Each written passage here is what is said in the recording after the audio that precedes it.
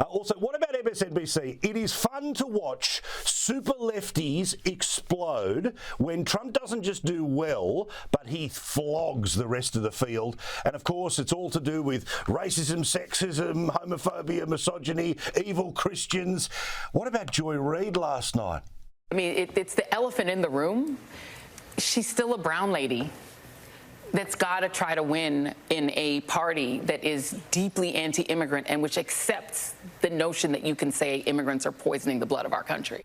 Joy Reid and others suggesting the reason the Republicans are never going to get behind Nikki Haley is because she's brown.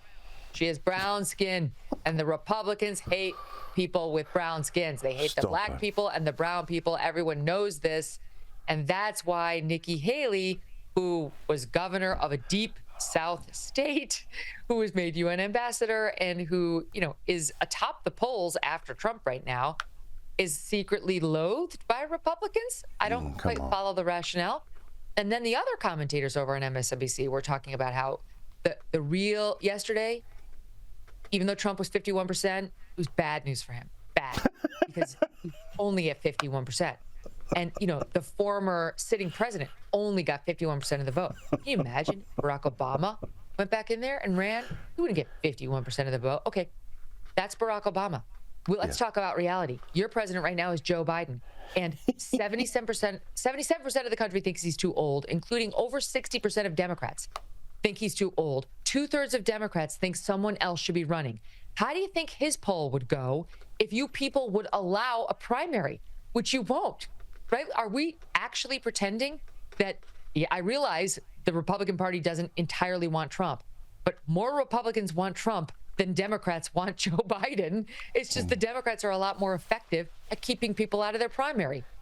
And remember when Iowa had the chance to vote in 2020, Joe Biden came fourth. Remember, his candidacy was dead until he was able to do a deal in South Carolina. And then once he won South Carolina, and because African-American voters are the main ones that will end up voting in southern primaries, he ended up stitching together the wins that Trump is about to do as well. So please, they don't even remember their own history. But also, I love, let's also call a spade here, right? Which is, even if Nikki Haley became the nominee, they would pretend that she was Trump in a skirt. These were the people who said that, remember, Mitt Romney, boring Mitt Romney, had binders full of women, when, of course, he was referring to the amount of CVs that he had of female executives. Remember when John McCain was, the devil incarnate, and then when he ended up losing, he then became the Lion of the Senate. Anyone with an R next to their name, even if they were the exact identity politics MSNBC wants, well, they'll turn around and say that, that they're not really authentic, or, what's the racial term? Coconut. Yeah. Oh, I mean, 100% they'll do that to her. They would do it to DeSantis. They do it to any of these candidates. And this is why I think so many Republicans favor Trump, because they see what a fighter he is. They see how he's got this weird innate ability to smack down these attacks time and time again. I mean, who among us would be standing on their feet able to smile and crack jokes when we are facing 4 criminal indictments in the next year by these rabid prosecutors who want to throw us in jail for the rest of our lives? Most of us would have crumbled long before now. So I think, most of the Republican Party is looking at Trump saying they're going to do this to everybody. They'll make everybody into the devil, for sure. There already were headlines about DeSantis saying he'll be even worse, even more dangerous, more of an authoritarian, more of a dictator, more of all the terrible things than Trump, when they thought he was catching fire. And they'll do it to Nikki Haley in a different way, too. And they look at Trump and think he's the only one who knows how to fight them. He's the only one who has fought them super effectively. DeSantis did well on COVID, but that's one. Trump's taken them on every level, on every subject, and doesn't seem fazed in the least by them. So I get the feeling that he's got the steely spine, and he might be the only one who can fight them. You've got this incredible story about a lady who filmed herself getting fired. I'll get to that in a second, but I do want to ask one quick last one about Trump, and it's sort of two-pronged. The Supreme Court will hear oral arguments in early February about whether or not states like Colorado and Maine will be able to knock him off the ballot. I know that you've said in the past that you think this thing can be beaten 9-0, that it won't stand up. But isn't this the same in the Supreme Court that constantly says states' rights all the time? Yeah, but this is a matter of constitutional interpretation. So this is well within their purview. I mean, they get the final say on what the 14th Amendment is and means. And I don't think this is a hard one. And I think they'll find some way out of it without getting into whether he committed an insurrection or any of that stuff. They're just going to say, no, it doesn't apply to the executive, or there's several sort of out clauses that they could use to, get out of deciding it on those grounds. And I think they will, and they'll get rid of it quickly. I don't think this is a threat to Trump. And then what about some of these dodgy prosecutors, the ones that either end up getting charged themselves with federal crimes? This is my favorite story of the 2 weeks or 4 weeks now. What is it that we missed each other? My favorite Too story long. popped up. So Fani Willis is the DA going after Trump in Atlanta, Georgia. And she's one of those prosecutors who's like, it's all about her, like, I'm a good Christian-fearing woman and I'm just doing my business and I'm just about justice and fairness. Well, it may be more complicated than that. Turns out that Fani Willis is allegedly having an affair with a guy she brought in as special prosecutor. Well, that's not ideal, all right? It's already a little hinky.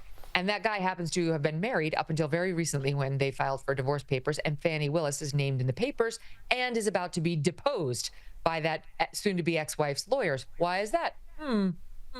So Fani and her special prosecutor she's brought in and paying an exorbitant number have been traveling the world together. And the allegation is it's essentially on the taxpayer's dime because this guy's getting paid hand over fist to be a special prosecutor, $650,000 in the past year plus alone. Most of the DAs in her office probably make 60, 70 grand a year. He's getting 650 plus.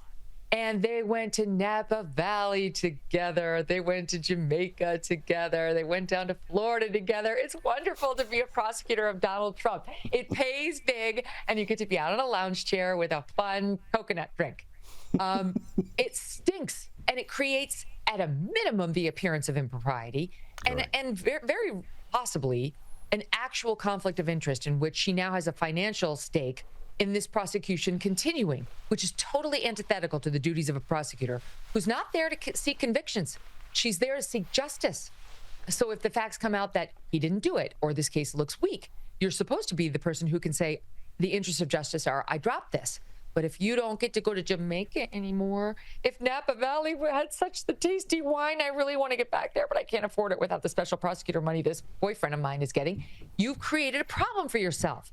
So one of the defendants stumbled upon those divorce papers, which are now under seal, but weren't when she found them. She's filed a motion, and Fani and the special prosecutor have both been asked about it. Neither one has denied it. Now Fani's trying to play the victim and say this is all a racist plot. Racist, of course. So and racist. The special prosecutor. Yeah, so racist. I love the whole story.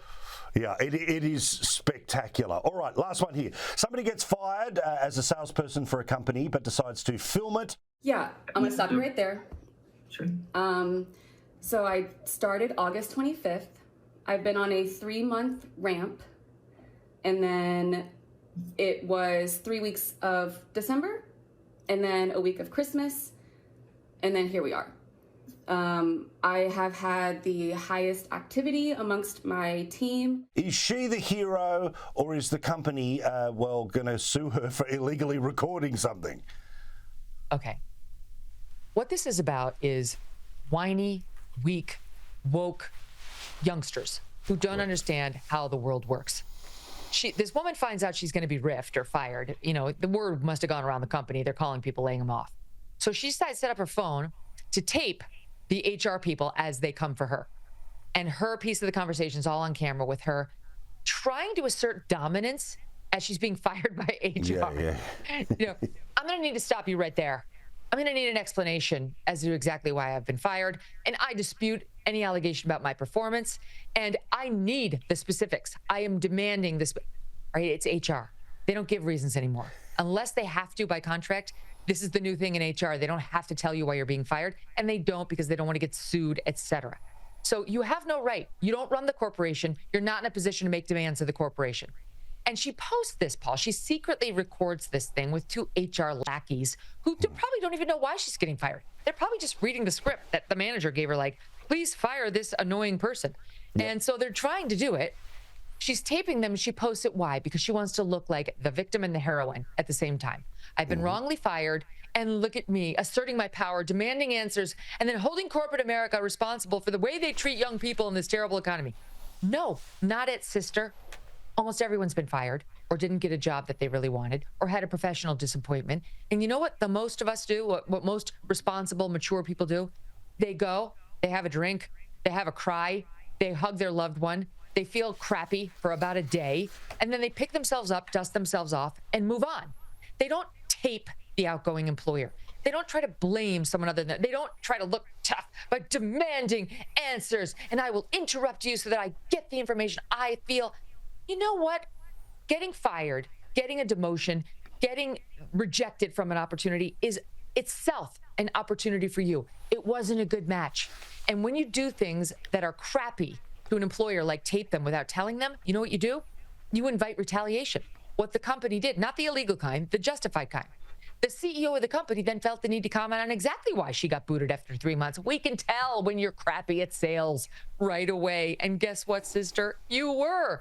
So she went from being part of a riff where nobody be like, oh, okay, maybe it was a budget thing, to, oh, she's bad. She can't sell. She invited it. You know what you do? You say it wasn't meant to be. Didn't work out between me and them. I don't know why I wasn't kept and others were. But it's a comment on me by a company that I could take to heart and ask myself, how can I do better?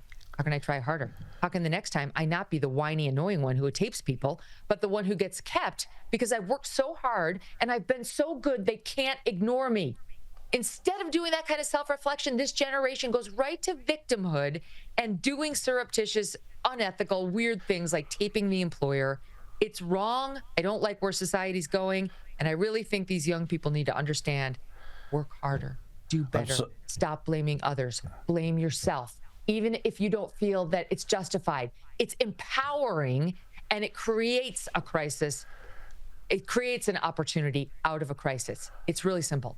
I agree completely. I couldn't help but think, though, if this is how she behaves as she loses her job, imagine the poor bugger who tries to break up with this woman at some point in time. I demand answers. When exactly did you fall out of love with me? What was the day that you turned?